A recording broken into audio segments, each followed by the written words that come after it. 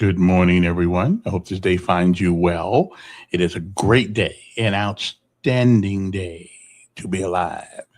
Okay, so good morning to you. Hope this day, at least if you woke up this morning, you're on this side of the ground and the ground's not on top of you. I would say that it is a fantastic day. It is a great day to be alive because last night somebody went to sleep, did not wake up this morning. So you have much to be thankful for. You get a second chance, one more chance to get it right. At least try to get it right anyway. I don't know if we ever get it right, but at least we try to get it right. Okay. Good morning to you. All right. It's time to rise and shine. And of course, it is time for your weather so you can see what's going on right now in the weather. Okay. Let's take a look at it. As you rise and shine this morning, it is 74 degrees outside in the capital city. For the rest of the day, it looks like it's going to be cloudy skies this morning, followed by scattered showers and thunderstorms. During the afternoon, high around 84 degrees, winds west-northwest at about 5 to 10 miles per hour. Chance of rain today, 60%. On tonight, a little bit more, 75% chance of rain. It's probably going to rain. Showers this evening, becoming a steady rain overnight. We need it. 71 degrees is your low tonight. Winds light and variable.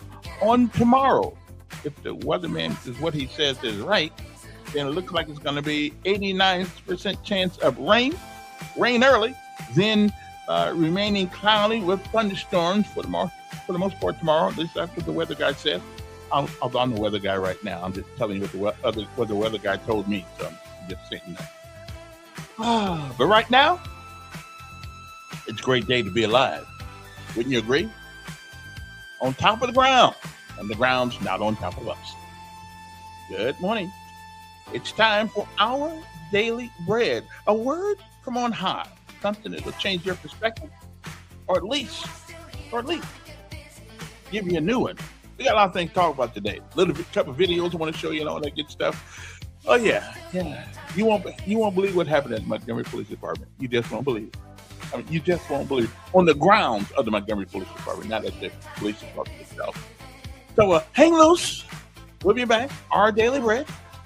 We need our daily bread. Did you go to church yesterday? Anybody? Y'all didn't skip on church yesterday, did you? I hope you did. Because you need that. You need that. Okay. Trust me, you do. All right.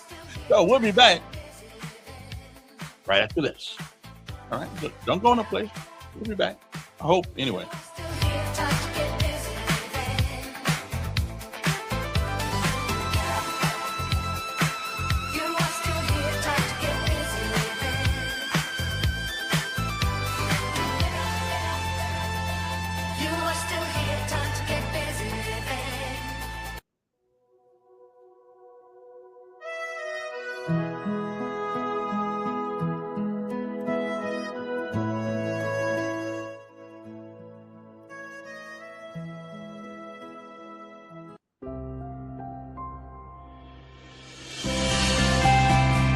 Welcome to today's encouragement from Our Daily Bread. My name is Xochitl Dixon. Today, in Resilient Faith, I share a story that helped me become more confident in the security of my hope in Jesus. Towering dunes along the north shore of Silver Lake put nearby homes at risk of sinking into shifting sands. Though residents tried moving mounds of sand in efforts to protect their homes, they watched helplessly as well-built houses were buried right before their eyes. As a local sheriff oversaw the cleanup of a recently destroyed cottage, he affirmed the process couldn't be prevented. No matter how hard homeowners tried to avoid the dangers of these unsteady embankments, the dunes simply couldn't provide a strong foundational support. Jesus knew the futility of building a house on sand. After warning the disciples to be wary of false prophets, he assured them that loving obedience demonstrates wisdom. He said that everyone who hears his words and puts them into practice is like a wise man who built his house on the rock. The one who hears God's words and chooses not to put them into practice, however, is like a foolish man who built his house on sand. When circumstances feel like shifting sands burying us under the weight of affliction or worries, we can place our hope in Christ, our rock. He will help us develop resilient faith built on the unshakable foundation of His unchanging character.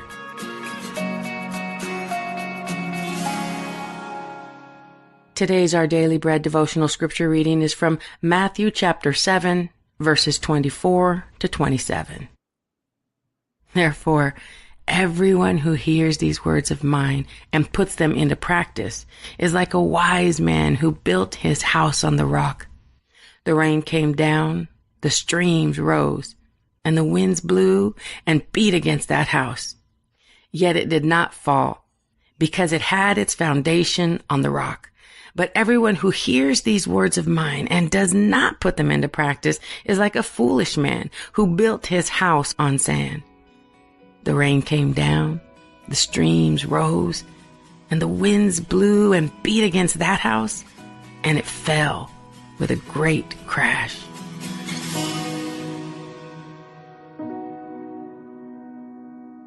Let's pray. Jesus, thanks for remaining the same, unchanging and faithful and true to your word, yesterday, today, and forever. Please help us develop resilient faith. Empower us to demonstrate our trust through loving obedience to you. In Jesus' name we pray. Amen. Today's encouragement was provided by Our Daily Bread Ministries.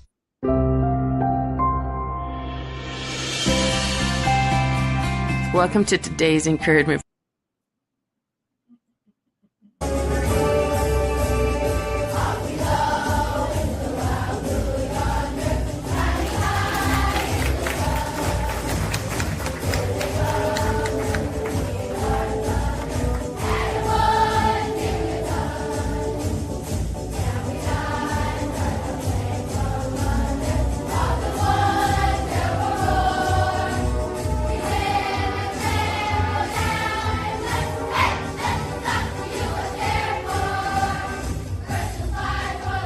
And don't forget, it is the 251st birthday of the United States Army.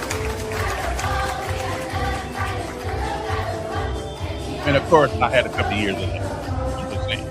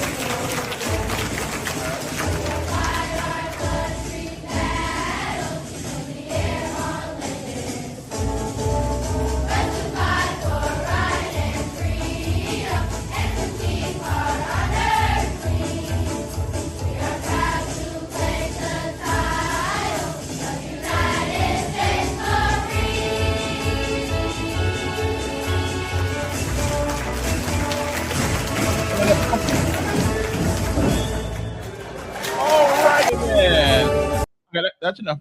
That's right. It is the birthday of the United States Army this month. So we just want to, we're older than the United States itself. When I say we, I mean us. Okay, I'm part of the family.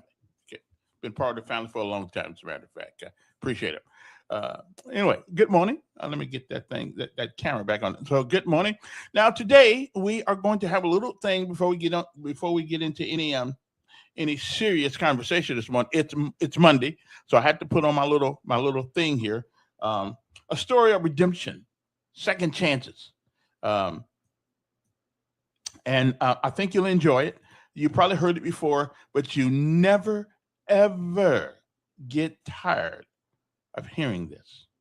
Okay, it is a great day, an awesome day to be alive. So when you get down and when you think the whole world's against you, when you think nothing could get worse, just always remember that it's always somebody, someplace has it worse than you. And I play these things on Monday, hopefully to encourage you and let you know that you're not out there by yourself and you're not the only one going through something. Every last one of us, everybody you meet, everybody you see is going through something. We don't know. And sometimes, I want you to try this. Sometimes a nice hello or a smile or how you doing to people as you see them, as you traverse through your day, you don't know. Sometimes that could be the thing that helps somebody feel better about themselves. I'll tell you about a story, something happened to me one of these days, but I won't tell you right now. I'll tell you later on. Okay. Oh yeah. And happy birthday to the president. Time for him to leave now too. At 80, I didn't know it was that old. 80 years old. Now, I don't know if we got any business being president at 80 years old, but hey, he made it. So we stuck with what we got. I'm glad we got Vance in there though, because at 80 years old, you never quite know what's going to happen to you today. So, take a look at this, and then I think you'll enjoy what we have prepared for you today. And it's a great day. Again, a story of redemption, second chances, and forgiveness. And sometimes we as Americans, as human beings first and Americans second, we have a tendency to forget that somewhere along the way, somebody, if nobody but God, somebody forgave us. So today, as you go along, you get mad at people and stuff like that. Okay, just forgive people for what they do. Sometimes they don't even know they're doing it. So good morning to you. Have a great day. And I'll be back after this is over. Okay. My grandmother became my first hero. Growing up, my grandmother never used an alarm clock. But every morning, my grandmother would wake up at 4:15. And at 4:16, her feet would hit the floor, usually right in front of my face. And that's what would wake me up. But I would lay there and I would pretend like I was still asleep, because me and 4:15 really didn't get along. But grandma would look at the back of my head. I could feel her staring at me. And then finally she would say, "Now, sugar, grandmama know you ain't sleep. You just supposed to go on and get on up and get ready for school." And my grandmother was known for saying things that would kind of make you a little angry because they made so much sense and you couldn't argue with her. Parents, there's things that when you become parents, you start to say to your own kids. Like my grandmother would say, "Now, son, you knew when you laid down there last night that you had to get up this morning. I don't know why every single morning you lay there and act surprised. You ought to be thankful that the Lord saw fit to wake you up in your right mind." But what my grandmother was encouraging me to do was simply to be grateful for the opportunity. In spite of all that I had been through in my life, she just wanted to make sure that I understood the opportunity that I've been given. My life got started, it was a little rough. It was a little rough start. I was born 2 months premature. My mother was walking up a flight of stairs, and she didn't know this at the time, but a woman she had an argument with earlier was standing above her holding a pot of boiling water. As my mom made her way up those stairs, that woman dumped that water onto my mom and sent her tumbling down the stairs and into premature labor. She received third-degree burns to over 25% of her body. And when we were finally allowed to leave the hospital, as you can imagine, my mom was in a great deal of pain. Those burns just barely missed her face and covered most of the front of her body. So when we got home, she began taking a heavy sedative, pain medication to help her recover. when she took that medication, it was very difficult for her to watch me, so I would bounce around a lot. I'd stay with my mom for a little bit, and then I'd go stay with grandma, and I'd stay with some neighbors, aunties, and then back to my mother's house. I did that for the first 3 years of my life. I was 3 years old, I was back at my mom's house, and I got into her purse, I found that medication, I swallowed everything in the bottle. When they found me, they rushed me to the hospital, and my heart would stop, and eventually I went into a coma. But because of that accident, because of that incident, the state of California, they did an investigation. And the conclusion that they came to was that it wasn't an accident. They removed me from my mother's home. I was made a ward of the state, and eventually I went into the foster care system. Shortly after I arrived to one of my foster homes, my foster mom, her name was Miss Alexander. Miss Alexander began locking me inside the closet with no light. She'd open the closet door, she'd kick me, hit me with a stick or a strap or whatever she had. It was while I was in that foster home that I was sexually abused for the first time in my life. And oftentimes people will ask, if that has to be the worst thing that could happen to someone. I have scars on my body that you can't see. I have a burn here on my hand that she put there with an iron.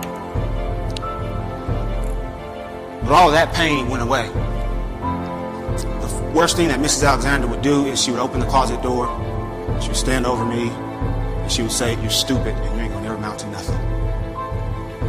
And that hurt me more than any of the physical kicks or the physical pain because I believed it for a long time. I believed that I would never amount to anything, just like she said.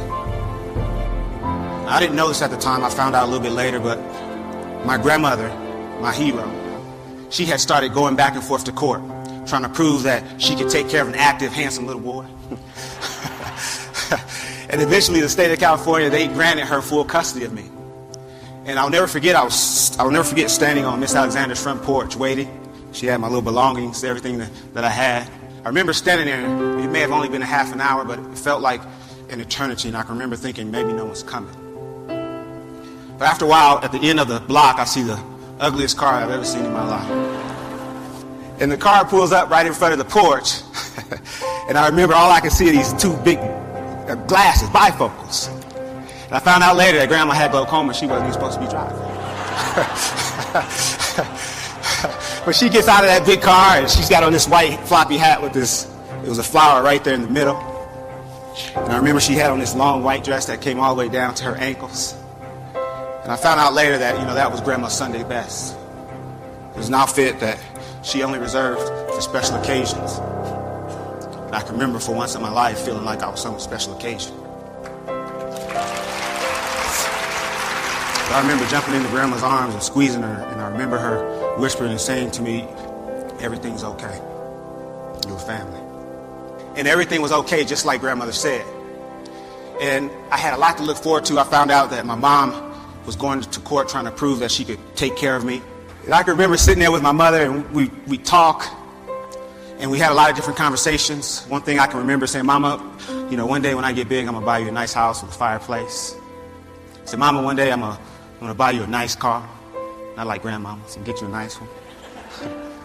But the truth is, I just really wanted to become a family again, and that's what I looked forward to. When I was 12 years old, I was asleep on my grandmother's floor. It was about 4 o'clock in the morning. We get a knock on the door. It was my mom's roommate. Miss Howell, come quick." Miss Howell was my grandma. She said, "Come quick, it's Ruth." Ruth was my mom. She said, "I can't wake her up. I think she's dead." And I can remember laying on that floor, kind of wishing it was, hoping that it was maybe a dream. But it wasn't. And that's how I found out that all the hopes and dreams and things that I had to look forward to weren't going to happen. I became very angry. I became confused. I was hurt. I didn't really understand what was happening. I started acting out, hanging out with the wrong people, breaking into houses, started stealing cars. I can remember not really caring what happened to me. I continued that behavior until I was 19. When I was 19, I found myself standing in front of a judge. I was handcuffed, had a chain around my waist, and my handcuffs were attached to that chain. The judge looked at me and says, "The state of California sentences you to 15 years in prison for armed robbery and assault with a deadly weapon." That day, when that door closed behind me for the first time as a convicted felon, I remember standing in that empty cell, I remember my knees started to get weak and they started to shake uncontrollably. I collapsed and I fell to the floor. I just started crying alone. I can remember hearing voices. Heard the voice of my foster mom saying, "You're stupid, you ain't gonna never amount to nothing." Heard the voice of family members and friends of family that said, "That boy's gonna end up just like his father." My father was a career criminal, he died in prison. I can remember laying there thinking to myself that this is where I'm gonna die. But here's what happened that would change my life. Shortly after I arrived to that prison, there was an educator there. His name was Charles Lyles, 6'3", ex-Marine. And I don't know what it was about me, but every time he saw me, he'd say, "Hey, Mr. Humphrey." And he had this big smile on his face, a smile that my kids would say, "That's creepy." But he smiled and he said, "Hey, Mr. Humphrey, how you doing?" He always called me Mr. Humphrey. He gave me that respect. He walked into my cell. He looked at me and he said, "Mr. Humphrey," he says, "prison doesn't have to be your life." He says, "You can get out of here and you can do great things." He started to walk away, and before he walked out of my cell, he turned around one last time and he says, "Mr. Humphrey?" I said, "Yes, sir." He says, "I believe in you." He walked out of my cell.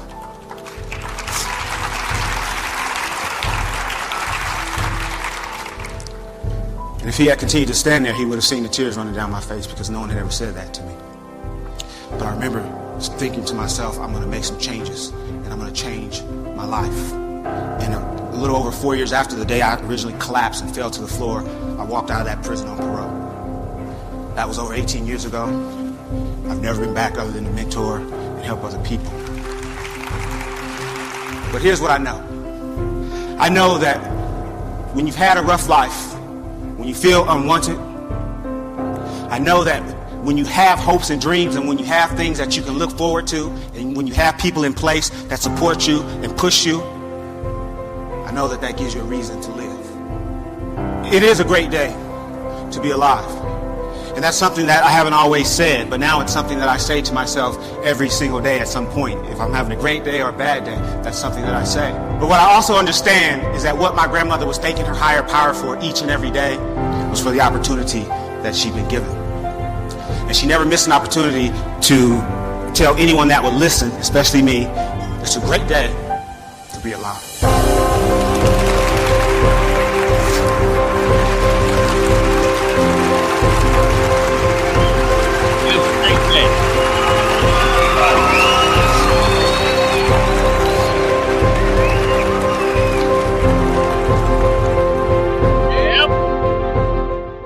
It is a great day to be alive.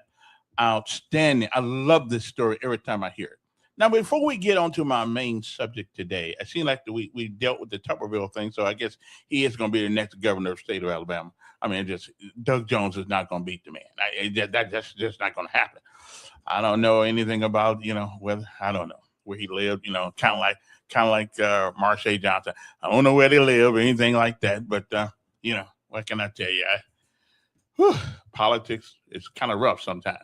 But somebody need to tell me what Marsha going to do so I can get my signs out there and everything so I can start running, so I can, I got to run, got to raise money and all that kind of thing, ain't got but like 45 days to do it. I mean, 45 days go like in a blink of an eye. You know what I'm saying? So somebody let me know what y'all going to do. I guess the city council is going to let us know tomorrow what's going to happen. Okay, I just want to know. That's all. I mean, if she stays, no problem. As long as she lives in the district, we good. If she don't live in the district, then I'm on it. I'm on it like a dog on a bone. Councilman Elkins. I like that sound. That sounds good. Yeah, that sounds really good. Also, want to say happy birthday to the United States Army, 251 years old. Yeah, and of course I got a little history in there along with my other Army buddies.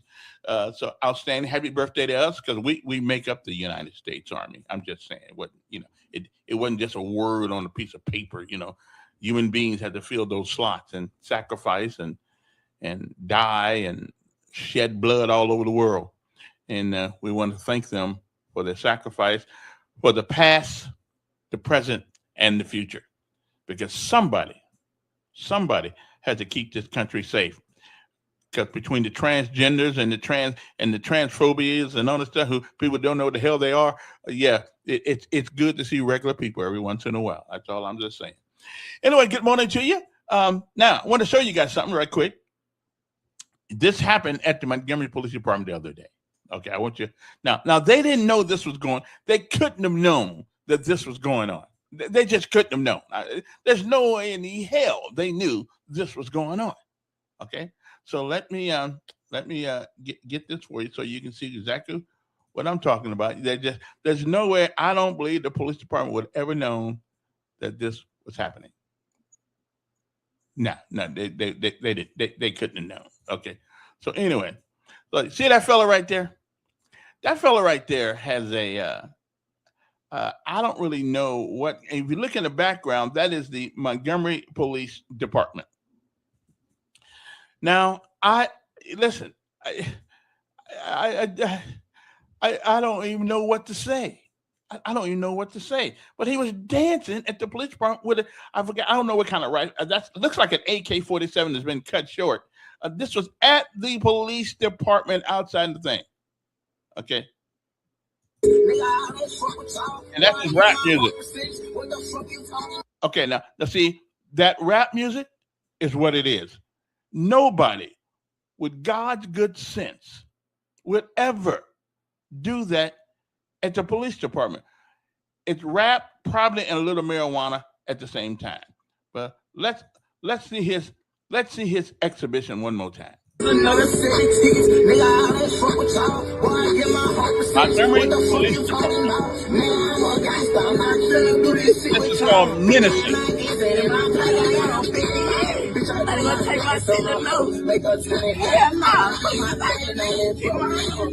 Okay, yeah. Okay.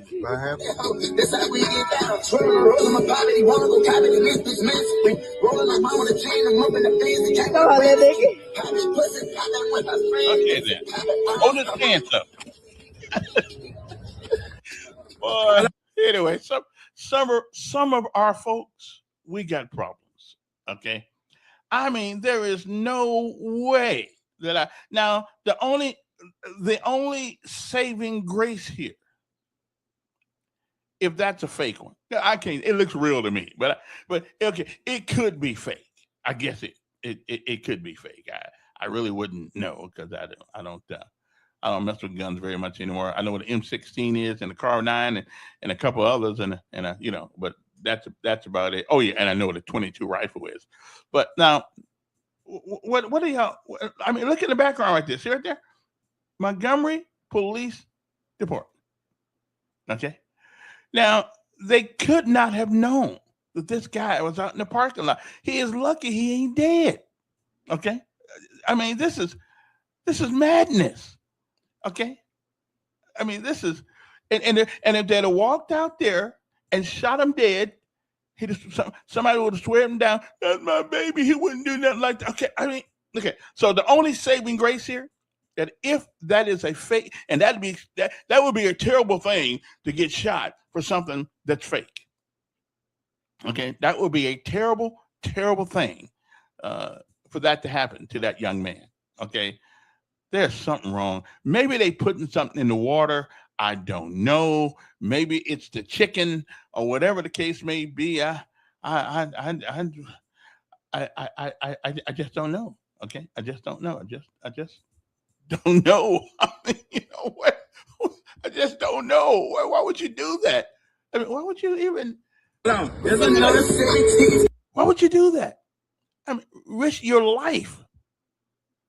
I mean, do we have a generation they're just born mentally ill? Okay. I mean, I'm stupefied. You know, that these things happen in this city. You know, I mean, I don't know what to do, said the blind man. Okay, let me get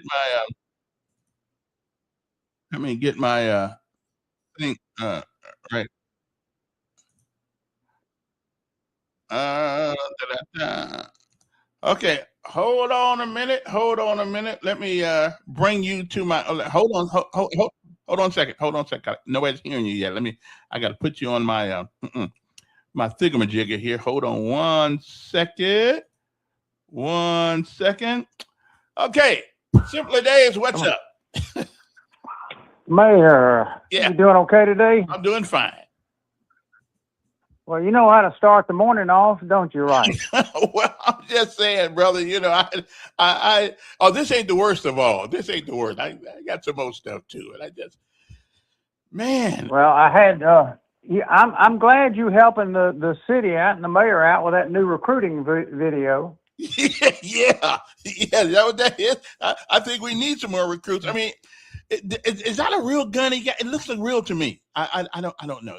It's got to be real. Why get shot on something fake? Well, if it is real, then we got problems. But if it isn't, then he's really taking his life in his hands by portraying that as a real weapon. Mm-hmm. But I had several retired officers call me, black and white. Yeah, call me after viewing that video, and they all said timing is everything. Yes, it is. He came along at a time because back in the day, we had to warn people when they'd come down to the evidence room to get their weapon out where they'd been arrested or the weapon had been taken at a call to get it out. That we had to put a zip tie through the trigger guard, tag it, so as they exited the building, somebody wouldn't draw down on them. Oh yeah, that's right. Because you don't know what their intentions are when you see them walking down the hall. No, and for him, it just shows you how far it has fallen. Unless you were down there and unless you saw this downward spiral of any type of respect for authority, and he doesn't get it in the home. Evidently, he doesn't get it from friends or associates, but he's got to get it from, and he will, and where he'll get it from. Oh yeah. The International School of Discipline. Exactly. He'll be assigned a number. Yeah. And it won't be a draft number. No. Won't be a new phone number either. It won't be. It won't be his voter ID. It won't be his voter ID number. No. Now somebody asked me. Hey, simply, somebody said, "What law did he break?" Okay. Well, how about brandishing? It's called the law. Someday people are going to go to the Smithsonian in Washington, D.C., and they're going to see the little glass bell in the Smithsonian, and they're going to say, "What is that?" And that's called common sense. Yeah. That's a bit. When you lose that one, nothing else matters. Yeah, and it's just like there's some things that are against the law. There's some things that are morally wrong, and then there's some things that are just common sense. You don't yell fire in a crowded theater. And so if you've got to ask yourself what law is he breaking by doing that, it's the city's already lost. Yeah. But for him to have total disregard, and why he was doing that. I know why he was doing that, because he wanted to get hits from his friends on social media. Yeah. Yeah. And that's what it's all about. Yeah. But you talk about it. You talk about it all the time. You talked about it last week, and that word that starts with a C, culture. Yeah.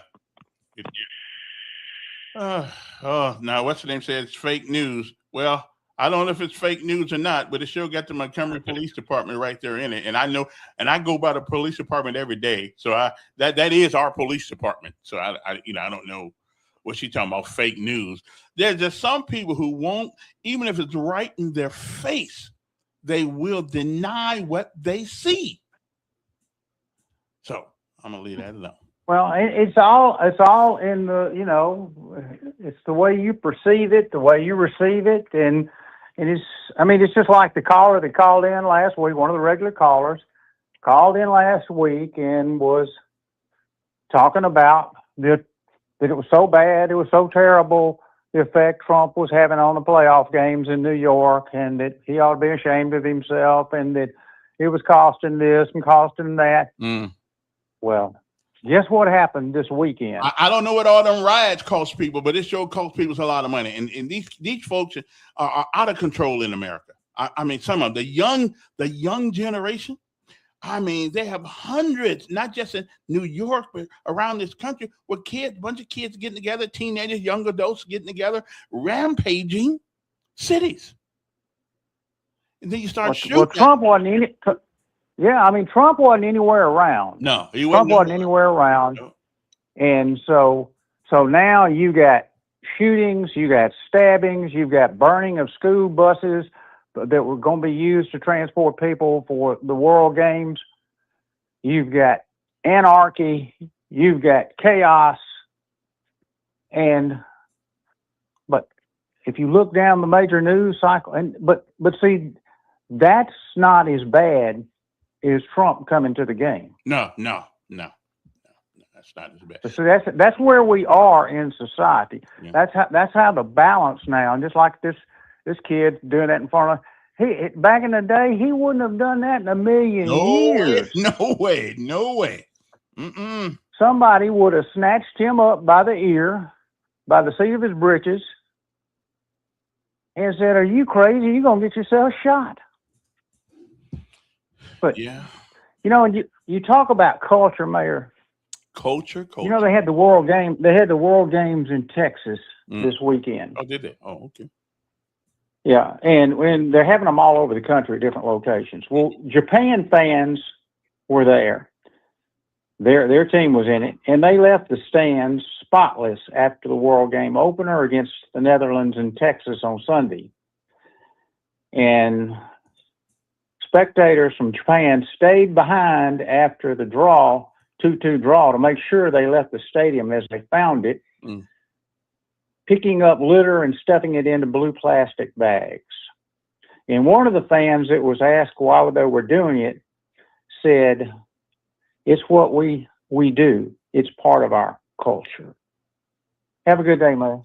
Okay, part of our culture. And I always bring that word up, culture, because it is the ingredients that make us who we are, our communities, our individual philosophies. It's all culture. And right now, we got a couple of cultures in America that need to be eradicated. I didn't say people, I said the culture does. And this kid right here was just, I mean, he really lucky somebody didn't walk out and thought he was finna shoot him and bust him one. This is crazy. It's crazy. Anyway, but getting back onto some other things. Now, I had to revisit this whole Carmelo Anthony thing. And now this is going to be a rarity. This is going to be a rarity that I do because, you know, well, I'll put it to you this way. I'm like everybody else. You know, the child did need some, he did need some, there has to be a consequence for what you do. But the more and more I thought about this, and other people brought it to my attention, like 100 people, you know, he may have got screw glue and tattooed. Not. Well, let me give you this here right here, and I want to let you guys listen to this. And if anybody that can think logically and reasonably will have to take what this man says under consideration, because there are too many instances where things like this have happened and other people have not gotten what this kid has gotten. And I just think that it is somewhat unfair. Let me see what Don wants. Yes, Don. Here is the safest place in the world if you don't want to see cops down by the station. I had a Negro that wanted to play music for the whole damn neighborhood 2 blocks away over Saturday. And it was bang, bang, bang. It was banging my windows. I called the cops. No one ever showed up. I mean, we live in a city that's just going to hell because we don't have anybody to enforce the laws. I mean, there's no way you can take 180 cops and 7 days a week, 24 hours a day, and put them anywhere. But that's what you get when you get a Negro mayor like that. Okay. Well, would it be any difference if it was a white mayor? I mean, yeah, I would. I think they would try to get 400 cops in the city, and cops would work for them. Why would a cop work for this mayor? Actually, if you could go work anywhere you want, why would you come to the city of Montgomery and work for somebody who don't give a crap about you and will not even have your back if something bad happens? Why would you work for that crap?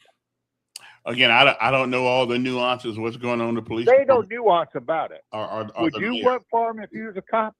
Well, I mean, I had never been a cop, so I don't really know. But I know, but you could be everything else. You could be a paratrooper if you want. You can imagine anything. Yeah. Imagine being a cop. Well, I can't imagine that one because I don't have the personality for that one because my patience ain't long. Well, you know, we got a city in decline. It's just gonna get worse and worse. But blacks keep voting them in. Hey, what are they still trying to find out where the woman lives? Well, what woman live? The councilwoman. Oh, I guess they still... You got more Negroes calling in your station worried about Tommy Tuberville than they do a councilman in the city of Montgomery. Yeah. Well, I guess we're gonna resolve that tomorrow during the city council meeting. Why tomorrow? Why? Well, I mean, I don't know. That's official. Ride over to her house and see where she lives. Well, I'm with you. But I guess you can live 2 places if you want to. I guess. No, you can't. I don't know. You can't.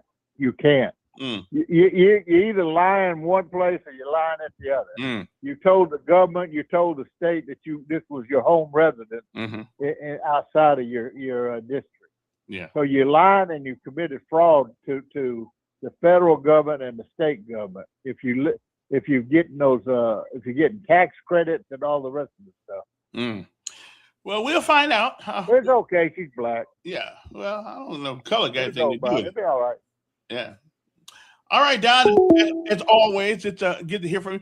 Now, I'm going to show you guys a gentleman who has made a pretty good, interesting argument about the treatment of Carmelo Anthony. And for a minute, because what I saw and what disturbed me is that a young man was killed.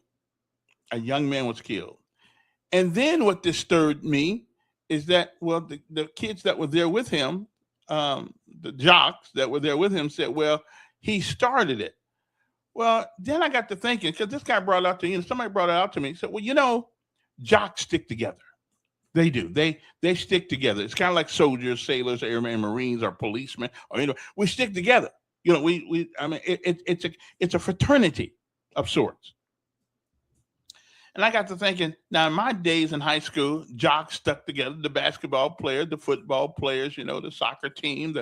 If we had a soccer team, I don't remember. I wasn't on either one of them. They do stick together.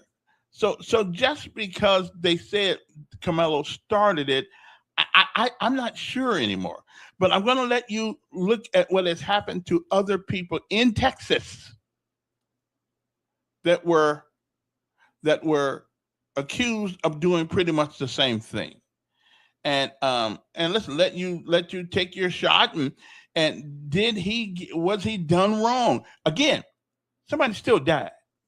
That young man still died, and somebody killed him. And that's true. But what concerns me now, giving new information, is did we hear everything, or did most of us, like myself, automatically believe what was said in the media because he's a young black male, and young black males in this country right now have a culture of reckless disregard for life. Not everybody, of course. Too many shooting. I mean, you go on Facebook every day. Everybody's fighting everybody. I mean, Waffle House is like the new wrestling ring right now. So many people. I mean, what the hell is going on? You know, everybody fight, and now it ain't no big deal to show two women fighting too. I just women.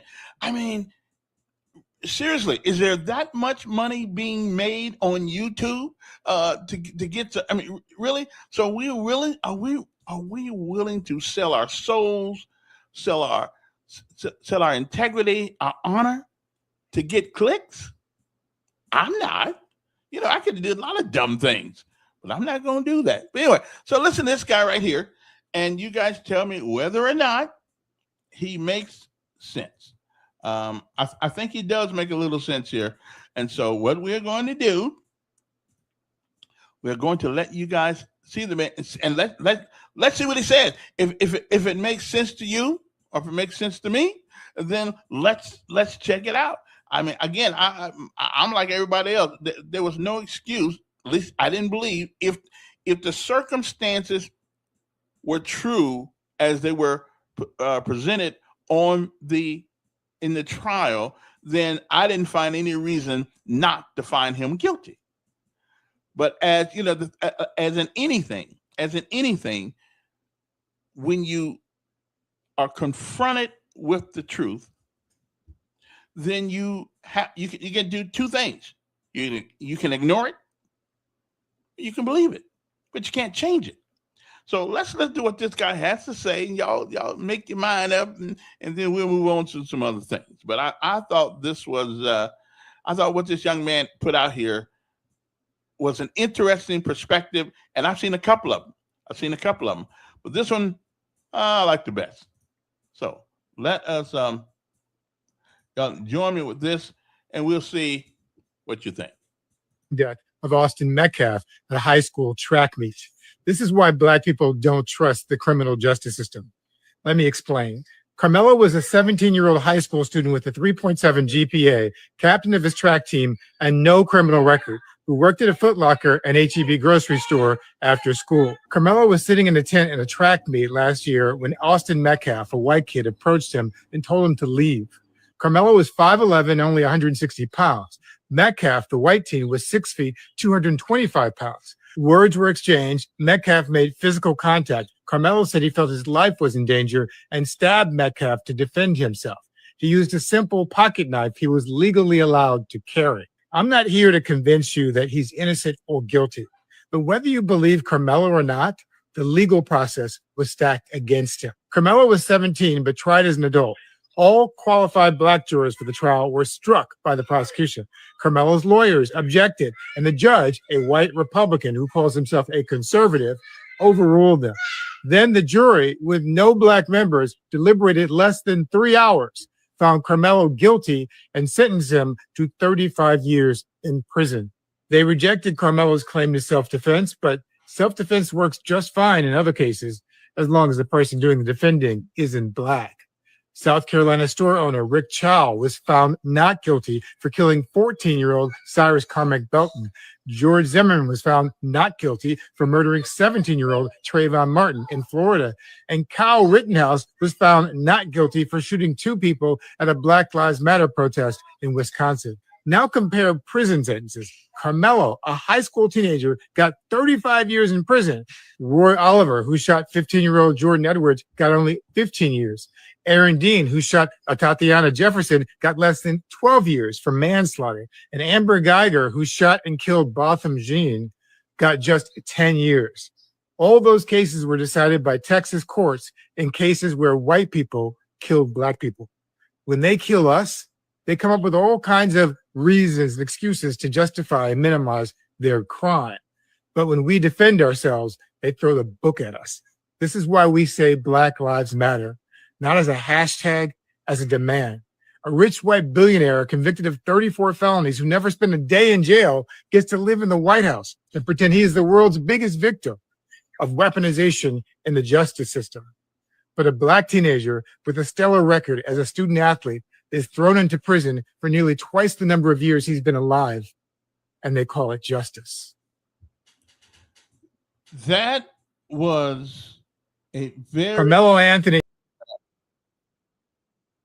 That was a very interesting portrayal, story. And to be honest, now I think that that man made some points here. Again, when I first heard it, since I'm so and therein lies the big problem. We are so desensitized by the things and the culture of some of our young folks until we make our minds up. We make our minds like I did. Oh well, hell, he just another one of them folks out there shooting and hurting people. He just not.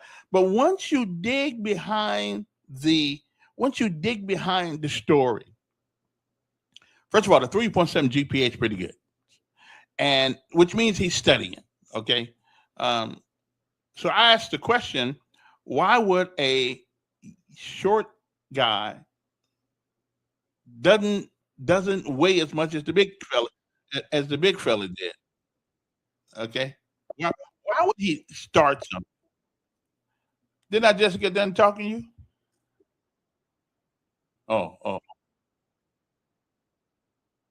Well, I don't know. My point was. Wait a minute. I'm letting you know. I only bring it. Okay, and Carmelo is not very far behind.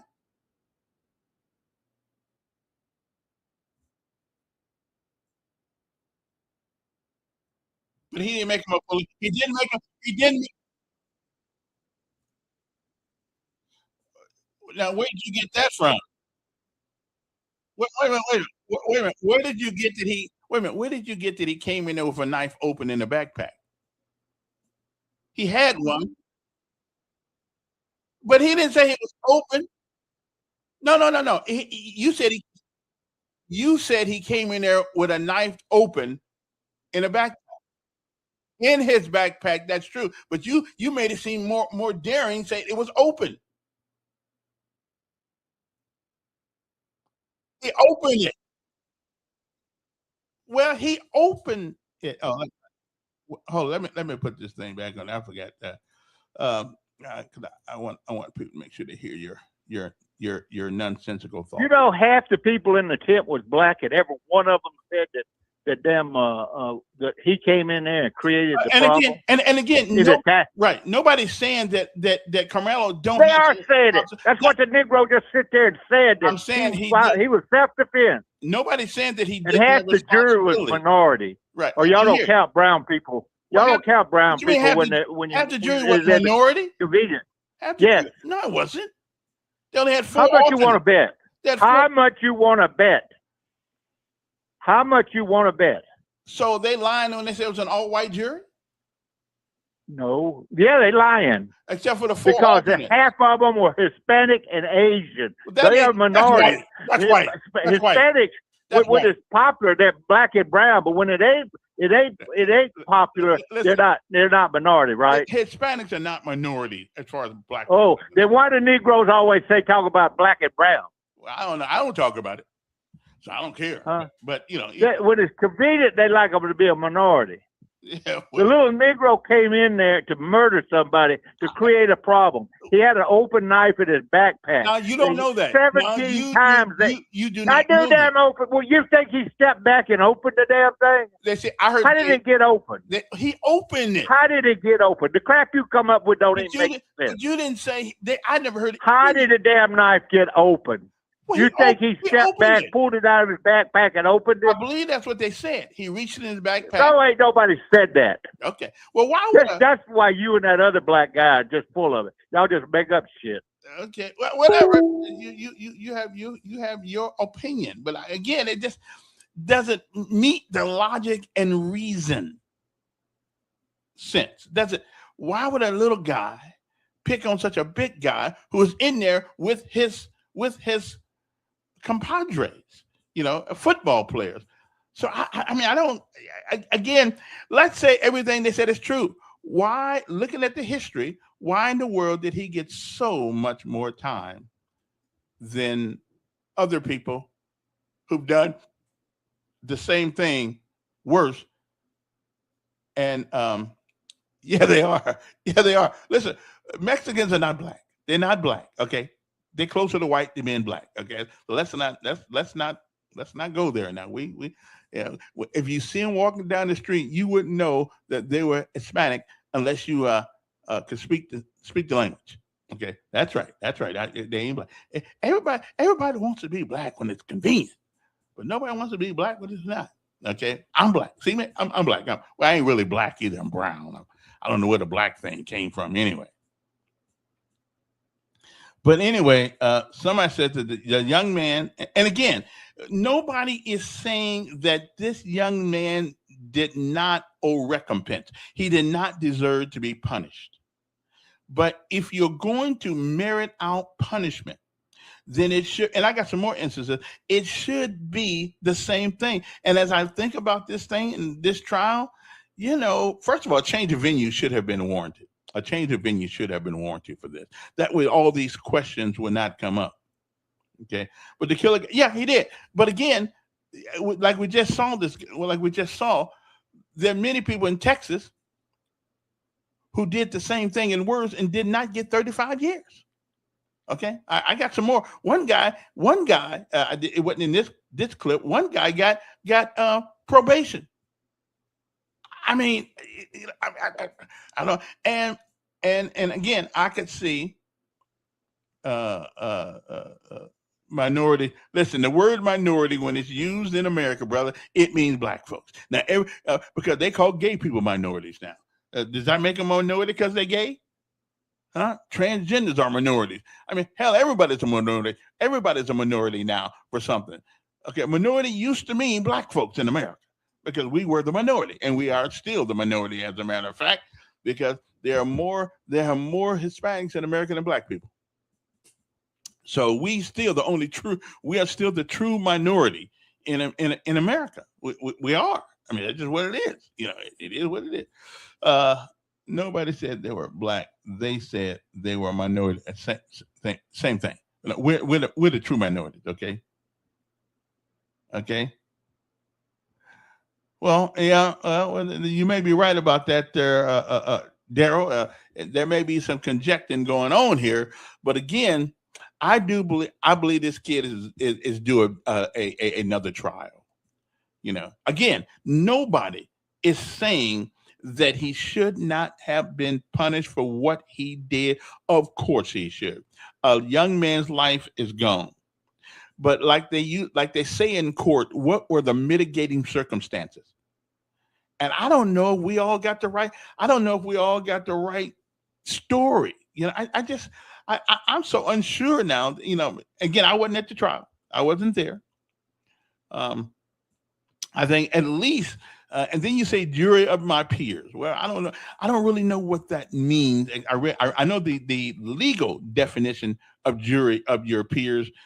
I don't know if that jury, I don't know if that jury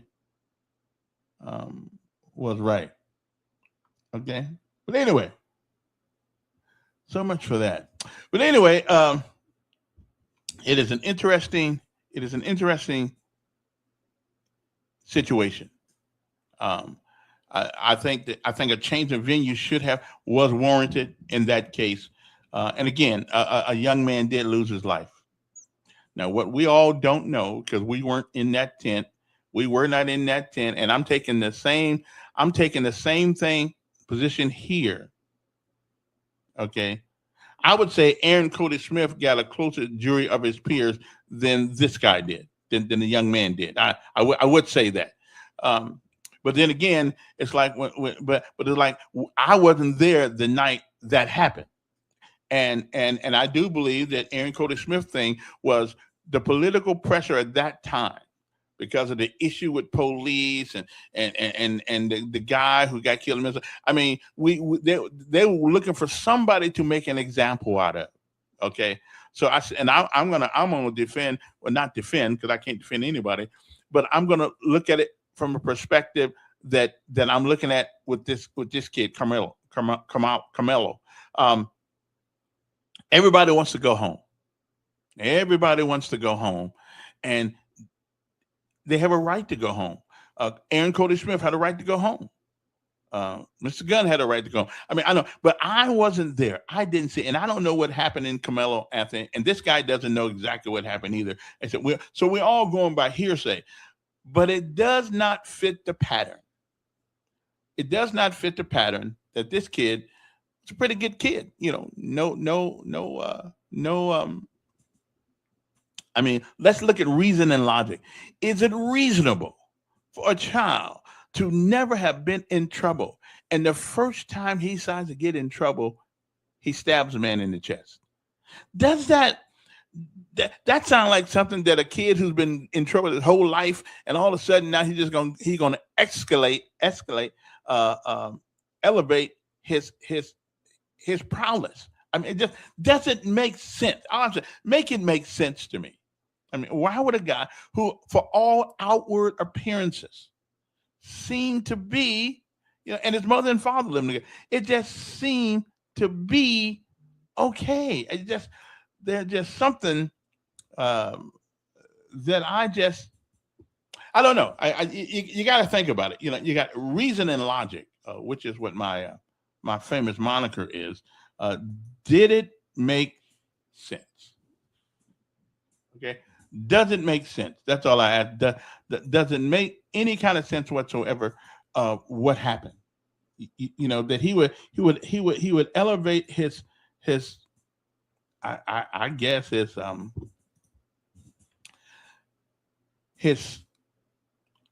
well, I won't say criminal activity, because from what I understand, the guy was a pretty good kid. He's a pretty good kid. So he didn't. So what really happened?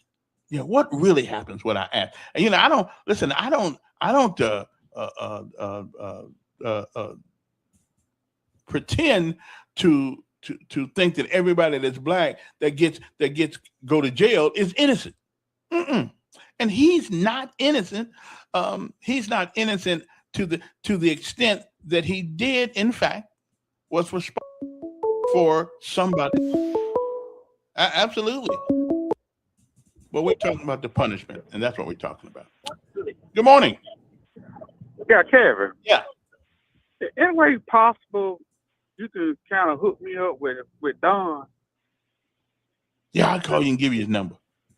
No, I want to talk to him on the phone. Could you set up a meeting with us?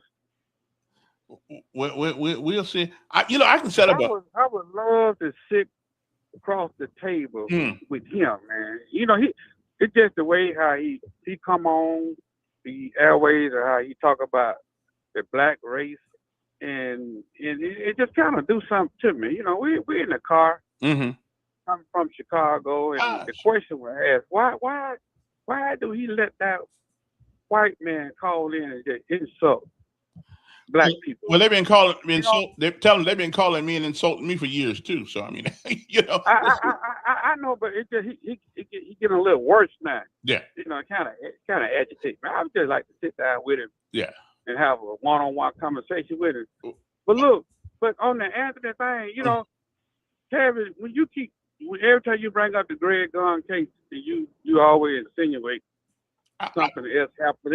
You had every opportunity to go down to Dare County and listen to all of the evidence. Mm-hmm. And it just hurt me when you keep throwing that in the window. You talk about what somebody told you, when you had every opportunity to come down now and sit in on that trial. Yeah. Now we got an election tomorrow. It's the election next Tuesday. I thought it was next week, the 9th. Now you got Eric Coder Smith, a convicted killer. A convicted killer is leading the campaign for one of the person who is running for one of the high law enforcement positions in the state of Alabama. Mm-hmm. And I would like to know what Don thinks about that. You have a convicted killer, Eric Coder Smith, that killed the unarmed black man that was found guilty by people of his peer, white people, in a white county.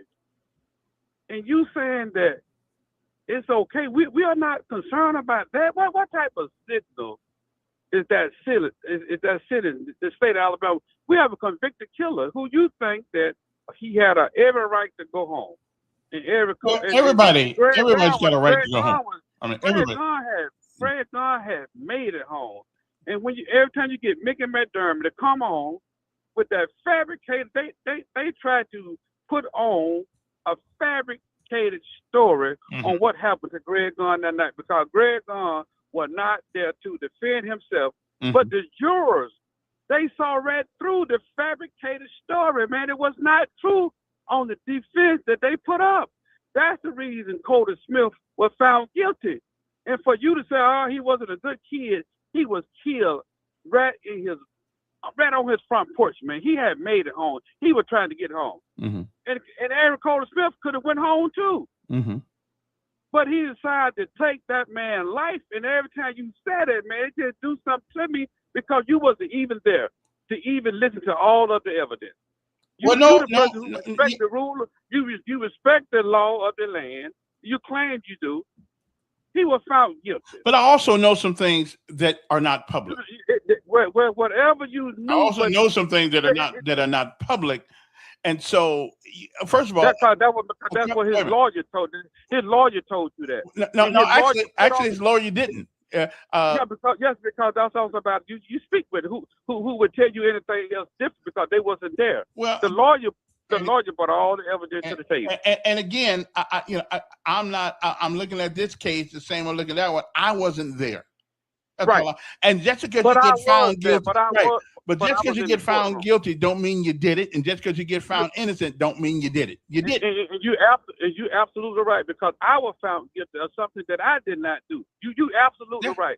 But on this case here, brother, he killed Greg Gunn. Okay. He killed Greg Gunn cold-blooded. Greg Gunn was trying to get into the house. Okay. And you just said something. You repeated the commercial that Cody Smith is on. You just repeated that. What? Man, that man. They said in the courtroom that Eric Cody Smith would never be in line of law enforcement again. He would never be able to carry a gun. Man, to have him lead, he leading the Attorney General campaign commercial when he should be serving time in prison right now. Well, evidently, there's some people who don't believe he got a fair trial. Yeah, it don't make no difference. But the evidence was there. His white people convicted him. Black folk did not convict him. Good citizens. Do you believe there was some political pressure to get him convicted? Absolutely not. Okay. None whatsoever. They took his case outside of Montgomery and made sure that he got a fair trial. They took his case out of a black community and put it into a white county to make sure. He even had a Republican judge to make sure that he get a fair trial. He received a fair trial. Well, last week, a man spent 39 years in prison in Alabama. He got convicted too. Then they found out he was innocent. So I know, just because you get found guilty, don't make you guilty. But Cam, on this case, for him to say he said that the other lady in the commercial, he said the Catherine lady did not get, that was not on his side. Like he didn't do nothing wrong. And that's the case. They should vote for the J guy, because he did everything right, because he the reason that Cody Smith is out. Well, again, you were at the trial. I wasn't, but I just know some things that I'm not at liberty to go to on the air. But that causes me pause. I know, but it's irrelevant, because whatever evidence that you have that you thought that could have made a difference, it should have came out in the trial. Yeah, that's true. It didn't come out in the trial because they just told you. Yeah. And they know other people was not buying that. But Don, hook me over, Don. Tell Don I would love to meet with him. And I'm right across the street from Church of Chicken. He can stop by my office and talk to me, because the way he talk across the airway, man, and I know all these black people listening, at least black men, I can know how they feel on the inside. Don, 322 West Fairview Avenue. Stop by and bring me something from McDonald's. Have a good day, Kevin. Okay. All righty then. Well, again, I don't. There's some things we will never ever figure out. Yes, Don, you want to meet him? That felon is threatened me. I don't know, about 3 times now. He's threatened to throw gas in my face. He's threatened to beat me up. He's I don't know. Should I worry about a felon threatening me? Should I? You went to the FBI when you had a felon threatening you, right? Well, they came to me. But the felon better. You better think twice about messing with a 76-year-old man with not a whole lot to lose. Well, maybe he just wait a minute. Maybe he just want to talk to clear the air, brother. Yeah, that's what he want to talk for. I listen to his ignorance all the time. Look, I need the Kevin thing here. Help me out. Yeah.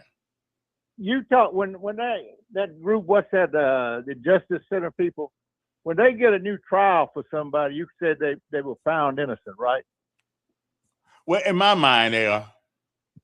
Wait, did you say the guy in Birmingham was found not? Right. In my mind, if they let you go, murdered you're innocent. 3 people. If they let you go, you're innocent. Okay, so Cody Smith is innocent then under your standard. Well, under my standard, everything. Is he innocent under your standard? Well, he's not innocent of being responsible. He is under your standard because the Supreme Court said he was innocent. He got a new trial. Oh, okay. Well, okay. Well, see, that's where you see when the Justice Center says somebody gets a new trial, you say, "Oh, he was in prison for 50 years, and they found that he was not guilty." Well, then what do you do? Wait a minute. So why did they let you out if, in fact, they think you a new trial? You won't listen when I explain it to you. They granted him a new trial, right? And after he's been in that jail for 30 years, and all the people are dead, the witnesses are dead, they decide that they're not going to retry him. That's what they did with Cody Smith. Okay, well, that wasn't what the part the Supreme Court of Alabama let him off, and they decided not to retry him. And why did they let him off? There's no guarantee that he would be found guilty if they retried him, is it? No, there isn't. It's like 3 members of Alabama Supreme Court said he actually had a case for throwing out the case because he had a lawyer work for crap. Yeah, I remember that part of it. Anyway, but boy, anytime you want to threaten me, that's okay, bud. The man wants to have a conversation with you. I don't have one bit of fear in your butt. Well, so y'all didn't bring him a hamburger. He right across the street from Church's Chicken. I wouldn't go in that neighborhood over there, but Okay. But if that convicted felon, everybody's a convicted felon except him. He was convicted and he was not guilty. Yeah. But you're a convicted felon, boy. Okay then. All right. All righty then.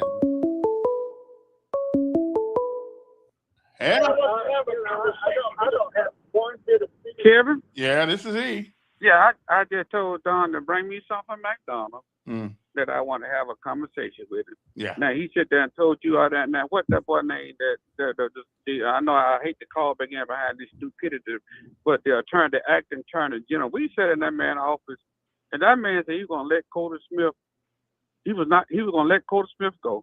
He told his family that, and they wanted to know why that he was not going to be retried. They let him go because they felt that he had served his time. He would never be in a law, an official, lawful enforcement job again for the rest of his life. He will always carry that on his record. Now they let him go because this Jay guy who he's out there campaigning for, he let him go. One man the jury made a decision. And he talking about why he felt that he didn't get a fair trial. He felt as though he did not do it. Listen to the commercial. He was found guilty because the evidence as Mickey McDermott, his attorney, your friend, he was found guilty. He should be serving his time. They let him go. Yeah. But again, I just told you, wait a minute. I just told you that the guy spent 39 years in prison. He got found guilty too. Then they let him out.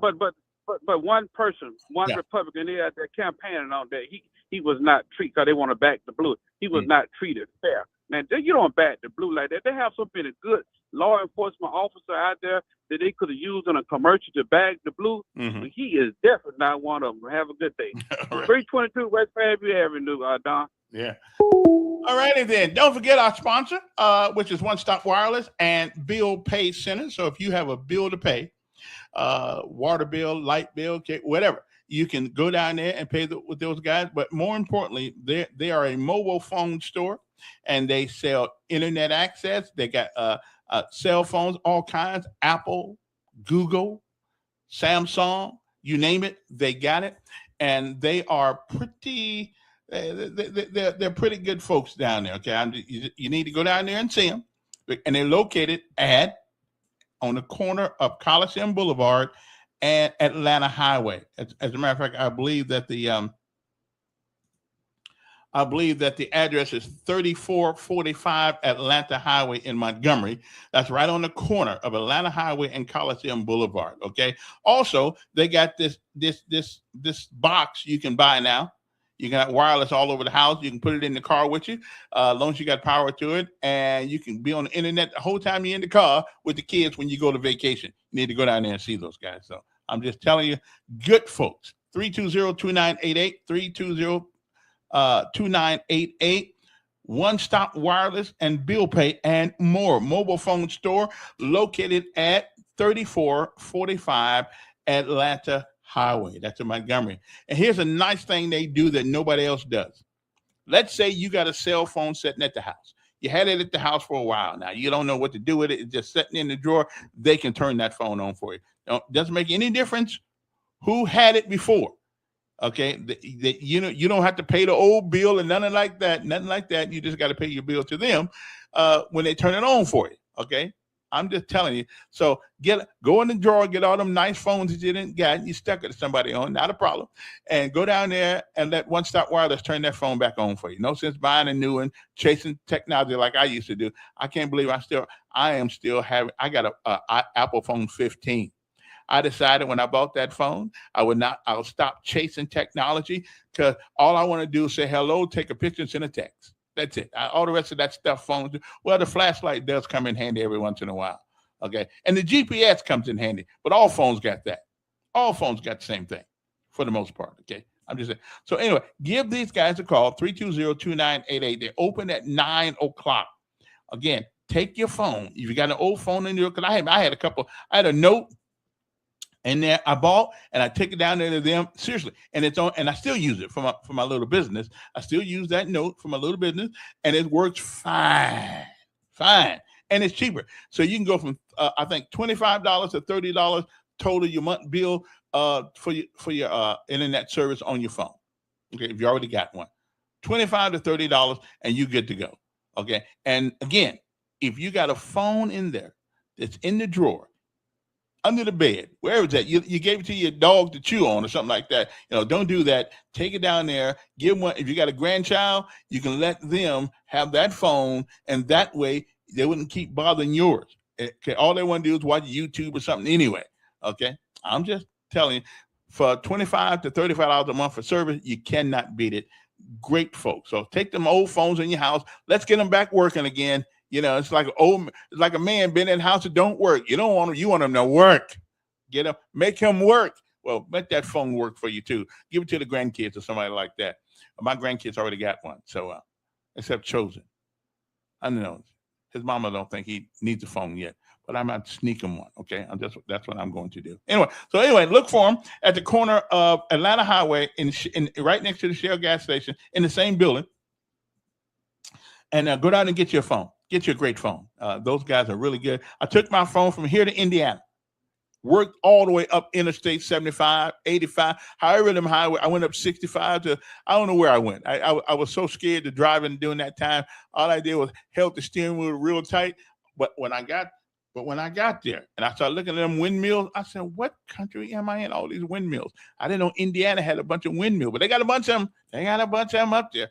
But anyway, give them a call. 320-2988 and get them old phones out the house, and let's put them to use. Let's put them to use. The grandkids need a phone. Okay, no sense buying them an iPhone or anything like that for $2,000. Let them buy the $2,000 phone you got now. Let them go. Okay, these guys can turn it on for you. Seriously, they can. They did mine. Okay, not that I stuck it to anybody or anything like that, but sometimes you have disagreement with these phone companies.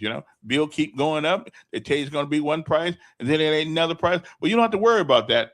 Okay, with One Stop Wireless, the bill is the same every month.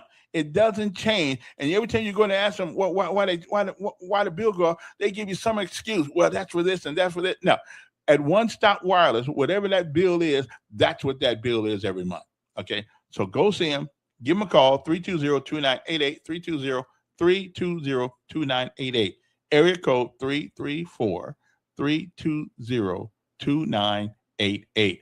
One Stop Wireless. And if nothing else, give them a call, tell them you heard about them on the show, and that way they know that I'm looking out for them. Okay, so I'm just looking out for them, and tell them if you ever need some more cell phone service, you're coming over there to get it. Okay, that's all I need you to do. Okay, let's see now. Camilla tells me she's gonna put me on Epstein Island. Well, what do you want to do that for? I don't even like islands. I lived on one of the biggest, prettiest islands that there are, called Honolulu. Why in the world? I didn't like that one that much, except it was great scenery. But other than that, and I went to Maui, Big Island, Kuhalave. I mean, I went to every island over there. When I was stationed at Fort Island. So I went over there too. I don't need to go to nobody else's island. All the islands look pretty much alike. What I need another one for? Come on now, give me a break. Let me see now. As a matter of fact, Hell America's an island somewhat. Well, not really, but close to it. California's an island. All we got to do is cut California off of America, and boy, we'd be a great nation. But not as long as we got California, we going to be up the creek. Okay? The president turned 80 years old the other day. I think it's time to he is showing some like Biden, not as bad as Biden, but he is showing some wear and tear of 80 years old. I can't say that he isn't. I'm glad we got Mr. Vance there, because if he got to take over, I trust Vance. I trust Vance. So we good. I'm good. All right. I don't trust no Democrats, but I trust Mr. Vance. Okay, I trust him. And Vance, for the most part, as little as he's talked about, is the quintessential example of what you can do, what you can be, if you put your mind to it. Yeah, he is. His mother was on drugs. He went to school. He got his degree. Worked hard, and now Vice President of the United States, the second in line for the presidency of the United States. And if he's run for president, I'd probably vote for him. Yeah, I'd probably vote for him, unless there's a good brother running, which I can't think of any brother right now. I'd vote for that ain't it, because I don't know any. Well, maybe the guy. Finna become governor of Florida, because there nothing wrong having a black man as president, as long as he's thinking right. As long as he's thinking right, we'll take him. All did on Epstein Island was go fishing. His conviction won't be overturned. Whose conviction won't be overturned? Yeah, I don't know. Again, I wasn't there. And it's an amazing thing to me. Now, and here's what's amazing to me about Montgomery, Alabama. I've been bringing up the Whitehurst case for years. And we know he was killed by the Montgomery Police Department, not the people in there now. And everybody said, well, that happened a long time ago. Well, that doesn't mean that what happened to that family, who are still here in Montgomery, don't need some recompense. Doesn't need to be, money won't bring their dad back. 50 years ago, 53 years ago, it happened. And it's a case that nobody wants to talk about.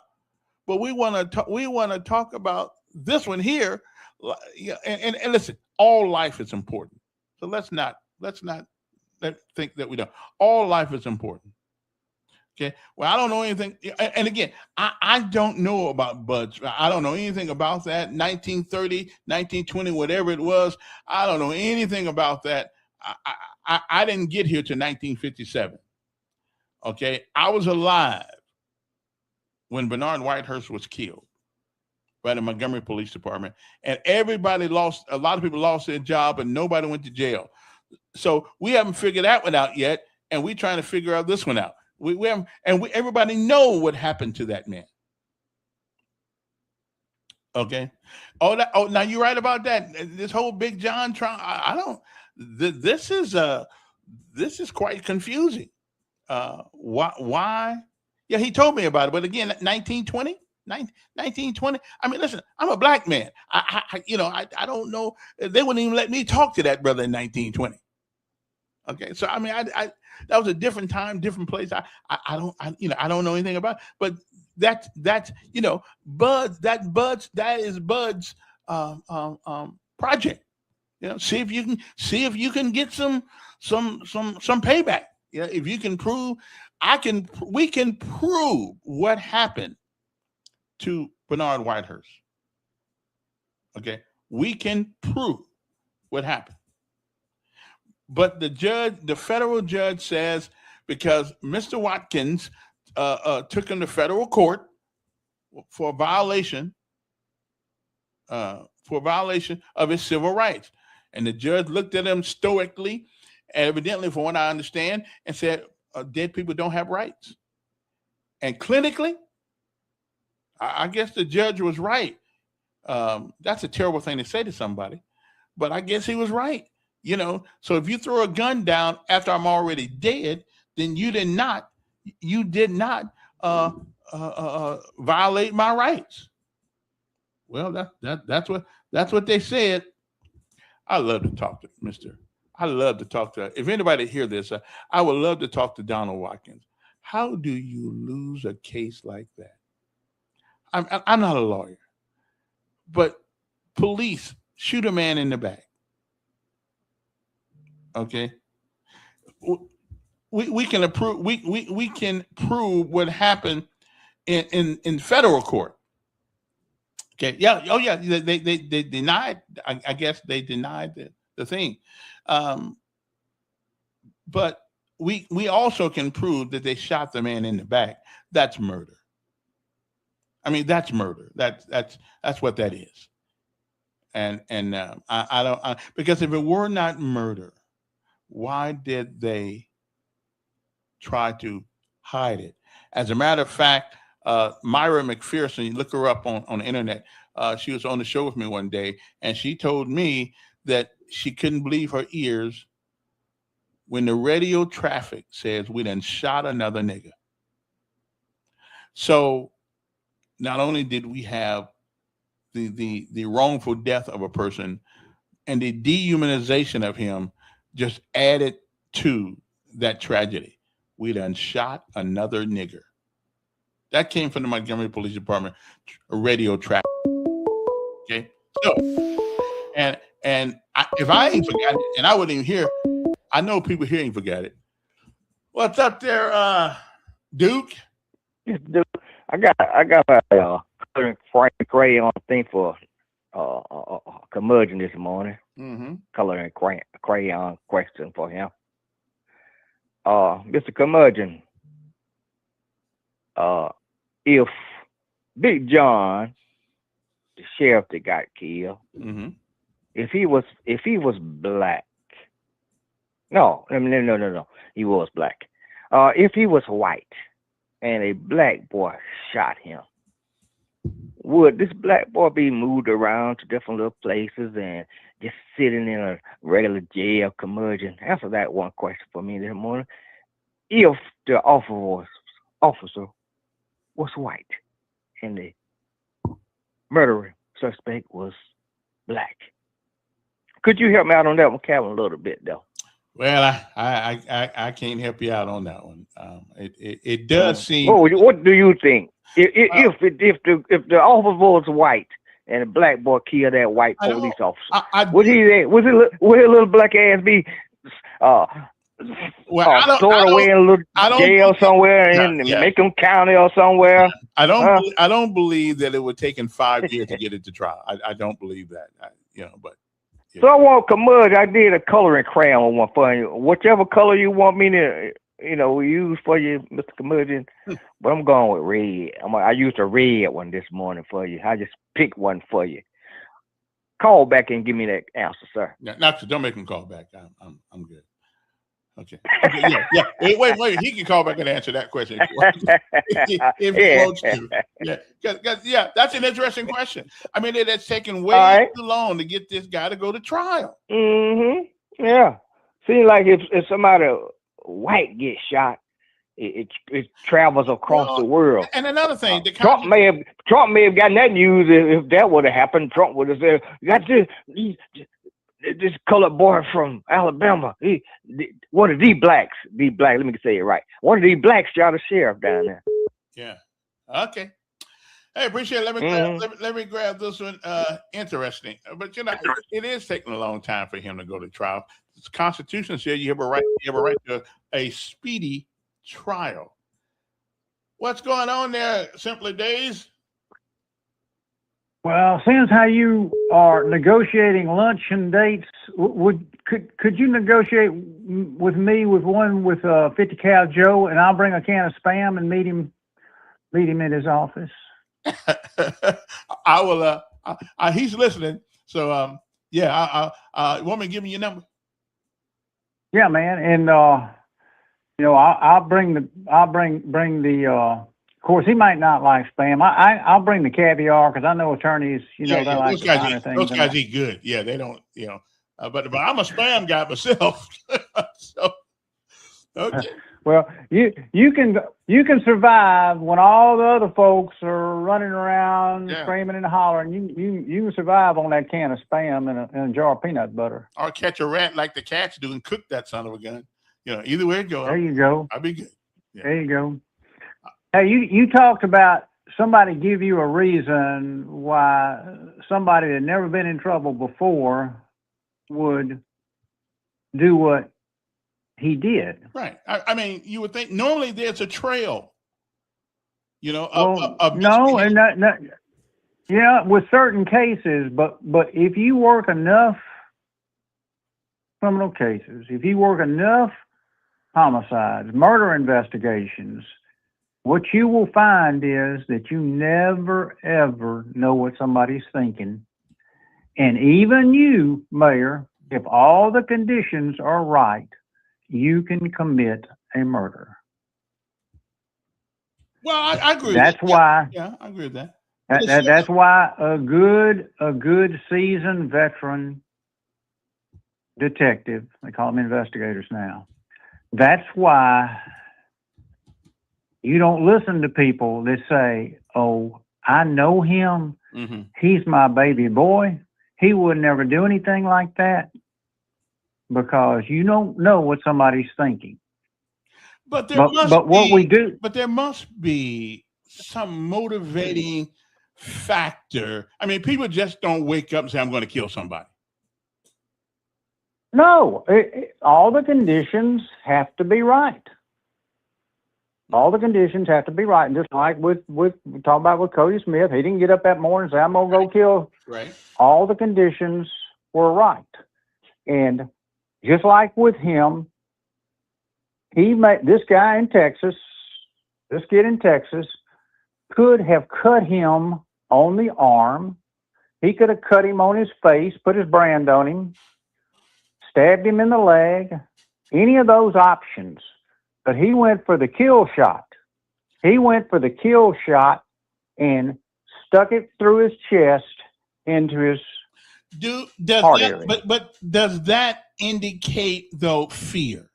Does that indicate fear? Because I'm pretty sure he's probably not a what do you call those people with the body? I'm pretty sure he probably in science class probably understand, but anatomy, you'd have to purposely try to stab somebody in the heart is unlikely. It was a response to something motivating. To me that he went to center mask, and did, because to me it indicates fear. What say you? Well, it indicates to me impulse. It indicates to me that in that moment, and that's why I say anybody's capable of murder if all the conditions are right. In that moment, and it's just like, when someone says, "I'm going to kill you," when someone says, "I'm going to set your house on fire," they've already done that once, Mayor. They've already taken a snapshot in their brain of them doing that, and now they're just waiting for what? The opportunity. Opportunity justification. And in his mind, that kid was justified in sticking him into his chest cavity for whatever reason. And just like the caller earlier said, he sat in on the case in Opelika. You got to read the case file and you got to read trial testimony to know all of the details. Well, or at least the stated details. Yeah, but everybody's treated differently. Rich folks are treated differently than poor folks. Pretty people are treated differently than ugly people. Ain't that the truth? But but there's the longest criminal case in Atlanta history, and the clip you played of the guy talking about, Trump was convicted felon and all that, and all this, in the same setting in Atlanta, a guy by the name of Jeffrey Williams, aka one of Young Thug. Yeah. Young Thug was involved in a career RICO racketeering. He ran the streets of Atlanta with drug, violence, force, sexual assault. He had 25 to 30 people working for him. They charged 17 other people in the case. And he was given a 40-year sentence in federal court. And the federal judge wouldn't let them bring up the state murder charges because they said it had nothing to do with the RICO thing. So those charges, those cases weren't brought up. But he was given a 40-year sentence, and then he served 5 years, and it was commuted to time served.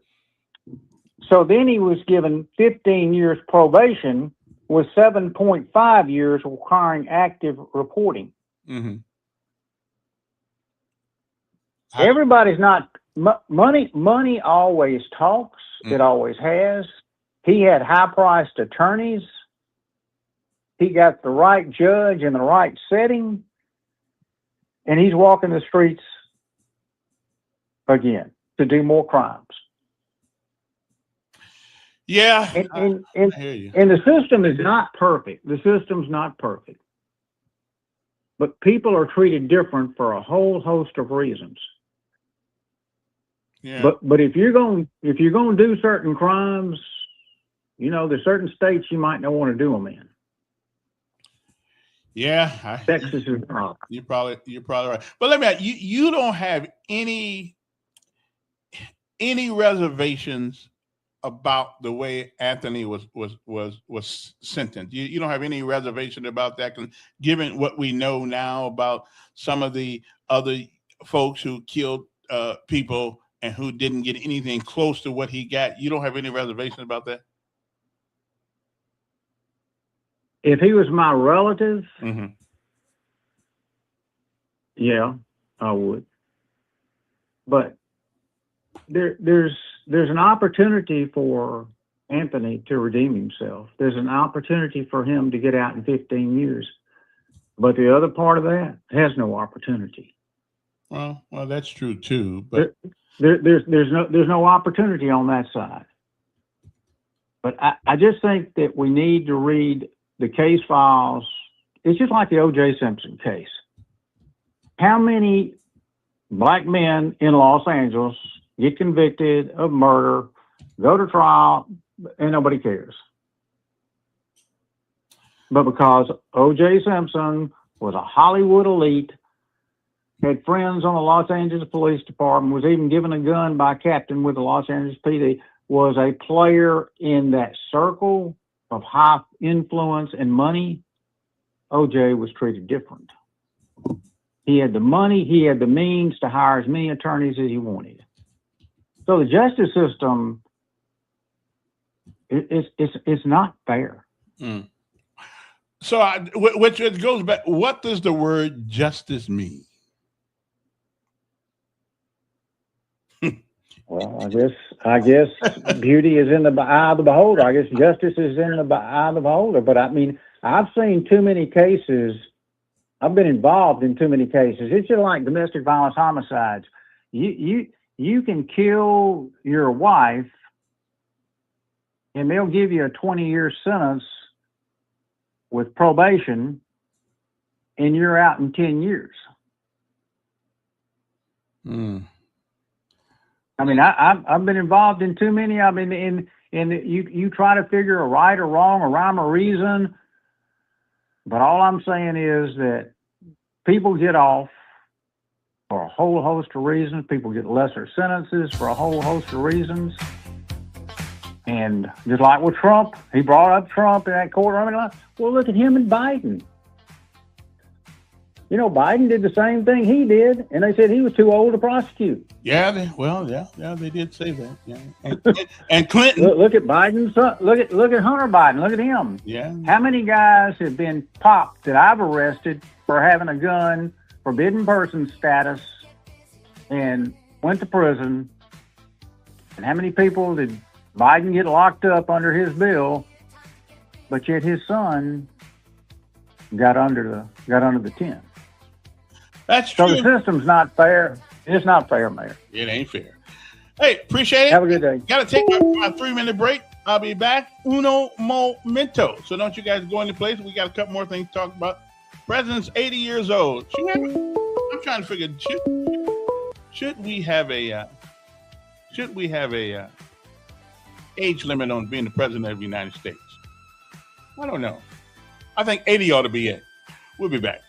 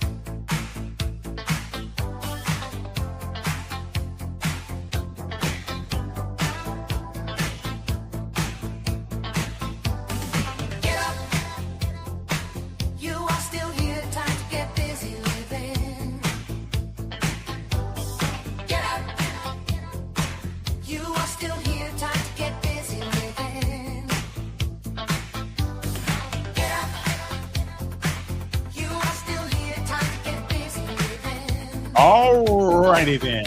We are back. All right, that'll work right there. What else? Okay. Oh, again,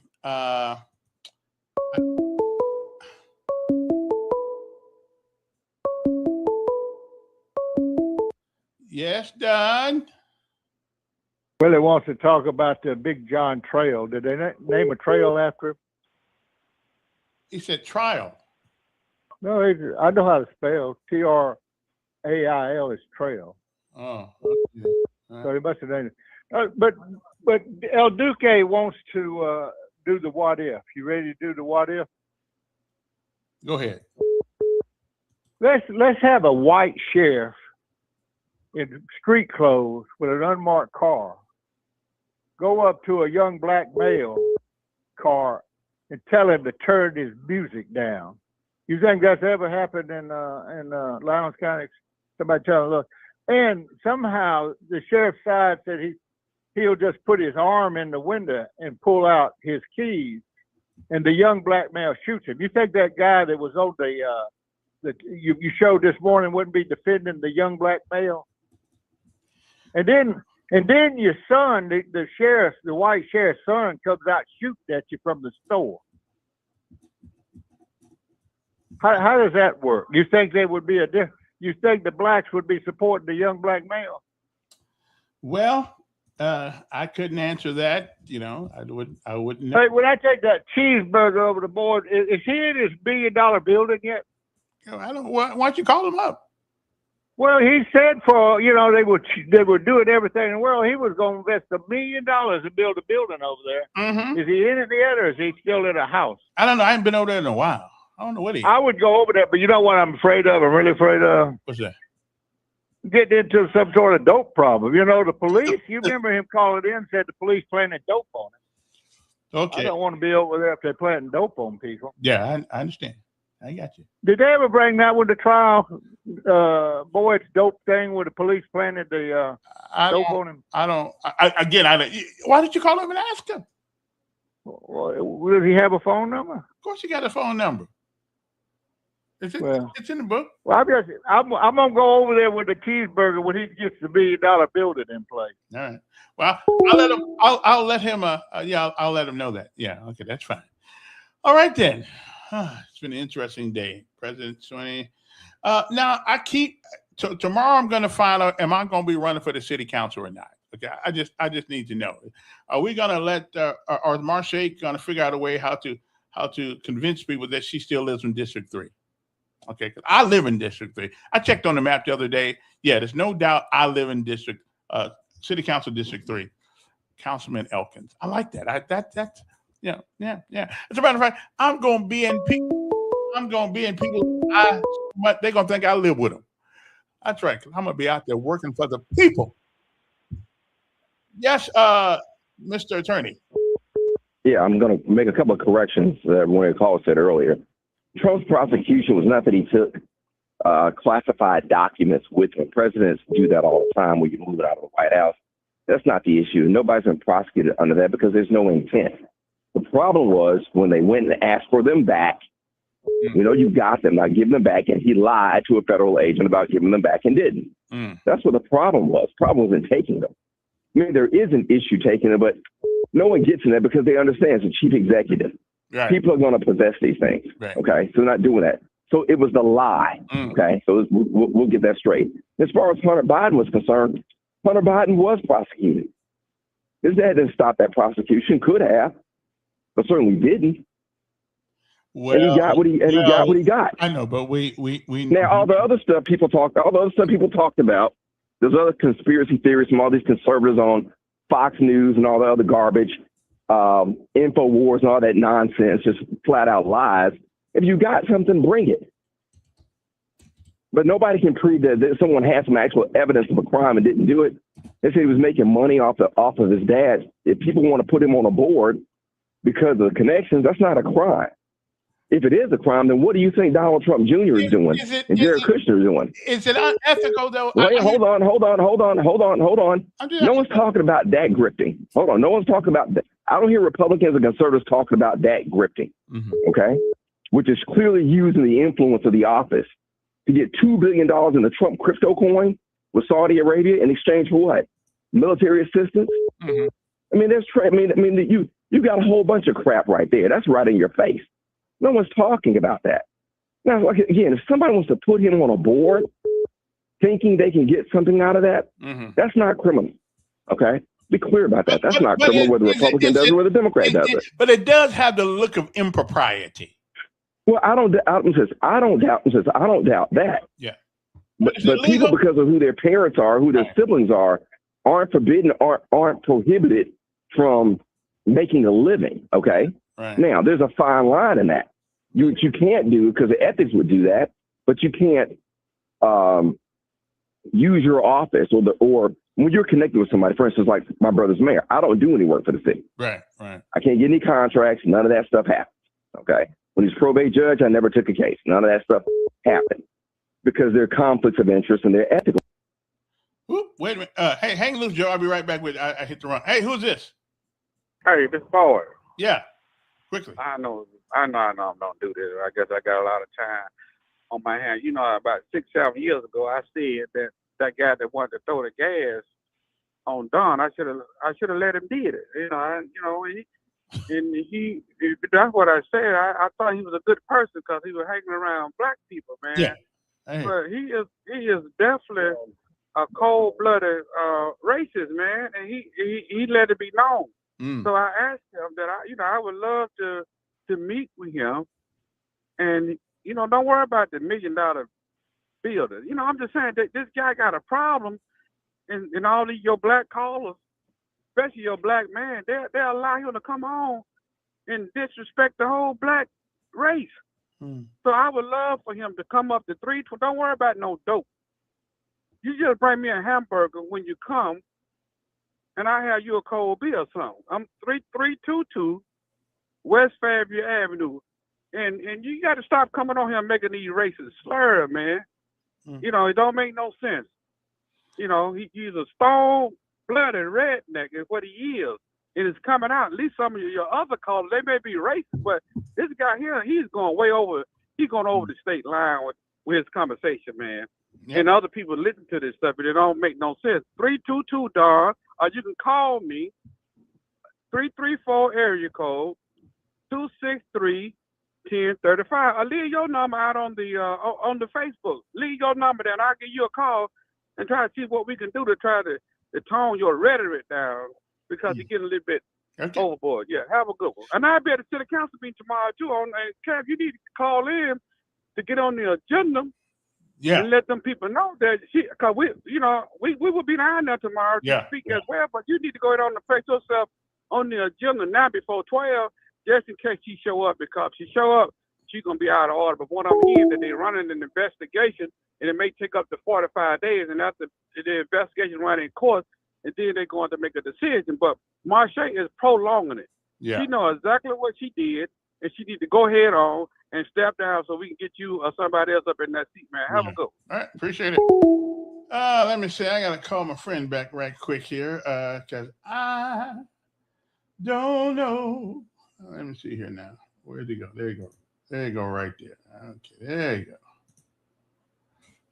Hey, never let it be said. Never let it be said that I'm the only talk show guy that'll call you back. Yes, sir. Sorry about that. Well, I did call you back. I mean, come on. So, and I appreciate you doing that. My point was that there's a fine line of simply making a living and then breaking the rules of ethics and using your office for personal gain. And I think that always has to be watched. But I just noticed the lack of interest and outrage with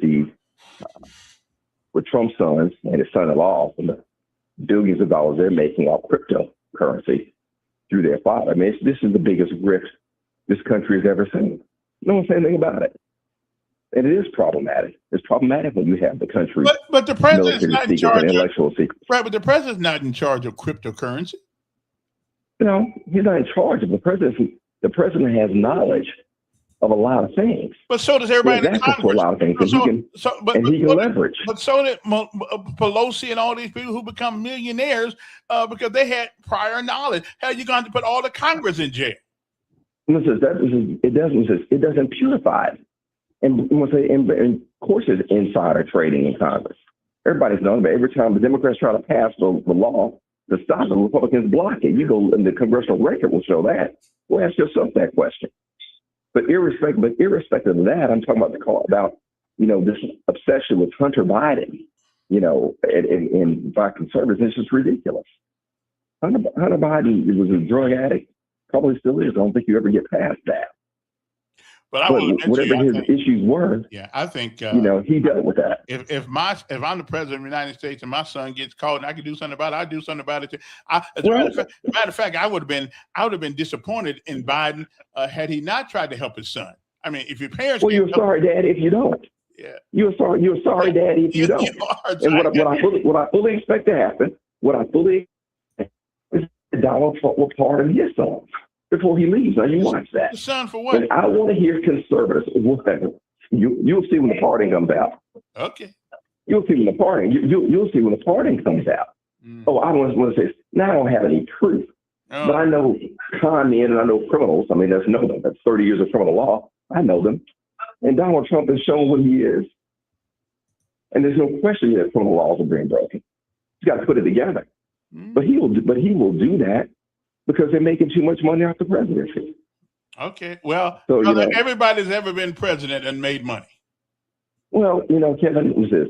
If you like I said, you always bring things down to the lowest common denominator. But Obama and them are worth almost $60, $70, $80 million now. Come on, and there are legitimate ways to do that. I'm not saying selling books and nobody buy. Well, somebody's buying, he's making money off of it. I've got no problem with the book and your experience. Okay. That's no big deal. But you're Jeff from Qatar. What are you going to do? What are they going to do with that? You think where's that going to be? Like Clinton, when the Clintons, she had her book, hell, nobody wanted to read it, but they got a whole lot of money for them. Them books went in the trash. Look, when I say this, fine. You avoided what I'm saying, which is that jet from Qatar violates the emoluments clause. It does. It's a gift. President can't accept that. Okay. But he did. Congress has said nothing, and that's why the Congress is going to flip. Yeah. And you'll see some different things when the Congress flips because the Congress has abandoned its role as a check on the executive branch. Yeah. This Congress is feckless. It is weak. It is nothing but a rubber stamp for the president. It is nothing. Okay. The only thing preventing this country from being in the autocracy right now are the courts. That's the only thing. Because the Congress ain't worth two dead flies right now in its leadership. There's nothing that Donald Trump can tell. Donald Trump can tell the Congress and conservatives that Easter comes on Wednesday and these fools will repeat it. They'll declare it such. That's how stupid they are. No. And they'll do it. But people, like I said, people will get into it, but we can get into some of the other things he's done. I'll say that because it's after 9 o'clock. You got to go. Okay. Appreciate it. Wow. Okay, then let us, let me see. Take one more. I ain't taking no more calls, but I want to leave you guys with this guy right here because he's an interesting fella. Okay. I want to leave you with this guy one more time. This guy is doing a jig at the Montgomery Police Department, not across the street from it, not a mile from it, but he's actually in the Montgomery Police Department. He is in the driveway, in the parking lot of the Montgomery Police Department, and he is. Well, I'll show you what he's doing, and I got to tell you, that's kind of it's kind of it's kind of weird. I'll just put it to you that way. It's kind of weird that way. Can I get him? Oh, there he is right there. Okay, there he is right there. Let me see if I can get him. Where'd he go? Okay, I can't seem to get him. All right then. Well, I had him for a second there.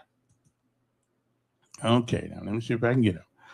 Okay, because I got to leave you with this site right here. Okay, I got to leave you with this site right here. So let me put him on the screen for a second. Stop screen. Put that there. Share the screen. Okay now. Okay, well, I can't seem to get him at the moment, so I'll just let him go. Hold. Get the whole window. Hold. Do the whole window. Okay. There he is right there. See, there he is right there. Okay. I can't seem to get him. It's one of them days. Never mind. I can't seem to get him. Okay, well, never mind. Oh, wait a minute. I got to get this. I got to. The people who haven't seen this, yeah, I got to show you this because this is crazy. Now, this is a guy that is sitting at the Montgomery. He's at the Montgomery Police Department, and he is dancing up a storm with a gun. This ain't no gun. This is I guess this is considered a long rifle or something like that. Whatever it is. But anyway, let me see if I can get him on here this time. Because I got to leave you with this morning. Oh, here he is right here. There he is. Okay, now let's see if I can get him now. Okay. Okay, can I get him now? Okay, can I get him now? Okay, y'all just got to see this. If you haven't seen this, you need to see this. And then I'm gone. Okay, you just got to see this. I mean, this don't make no sense. Okay, there he is. There he is right there. Okay, making all kind of noise and at the Montgomery Police Department. That's him. Hello. There's another city. I don't know what that rap music is, but this is the guy.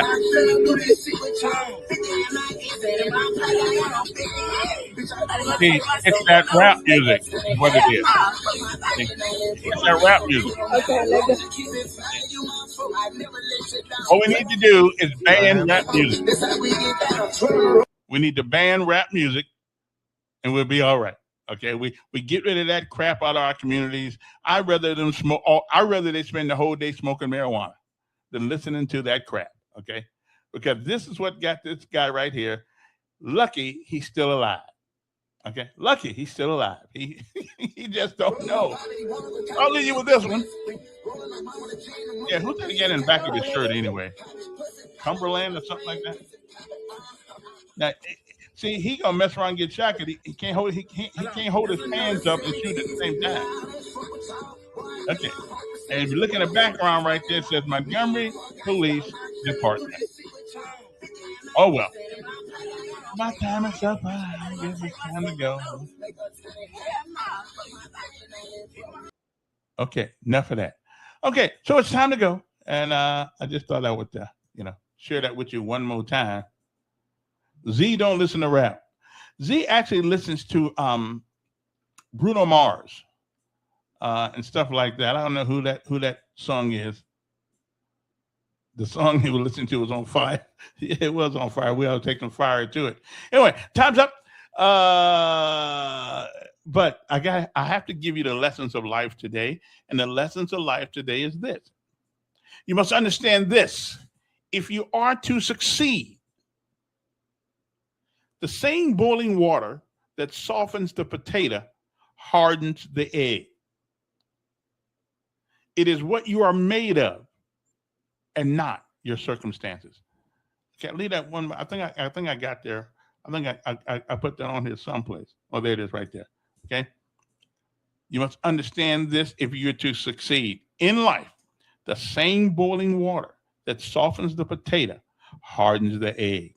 It's what you're made of, not your circumstances. Okay? So, and word of the day is wordsmith, a skilled user of words. That's my middle name. So now just call me wordsmith. I'm good to go. Okay. Anyway, no one in town uses words as eloquently as I do. Okay? Because I am a wordsmith. Okay? I can confuse you. I can dazzle you. I can make you think I'm the smartest guy in the world, or the dumbest, depending on how my mood is that day. All right, I gotta go. Man, I tell you what, it's been a great day to be with you guys today. So we appreciate you, and hopefully the good Lord says the same. We shall be back tomorrow. That's a Southern thing. I know it's supposed to be tomorrow, but since I happen to be in Alabama, it's tomorrow. Okay, we will see you on tomorrow. And remember, falling down never makes you weak. It only makes you weak if you stay down. the only way to get strength is keep getting up each and every time you fall. So the word of the day is, the lesson of the life today is, keep getting up. Fall down, that's fine. Just don't stay down. Okay? See you later. Have a great day. Grateful heart with such sweet ease.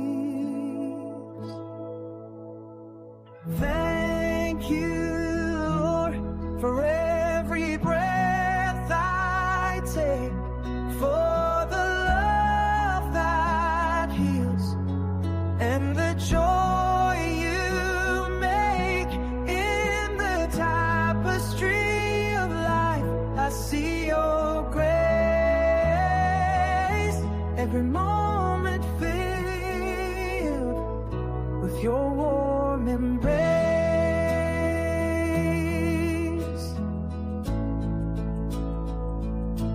Through valleys deep and mountains high, your faith a beacon in the sky. Every trial. Oh yeah, I wrote this song, me and AI. This song. Nobody can nick me for it. All right. Good song. Good song. All right.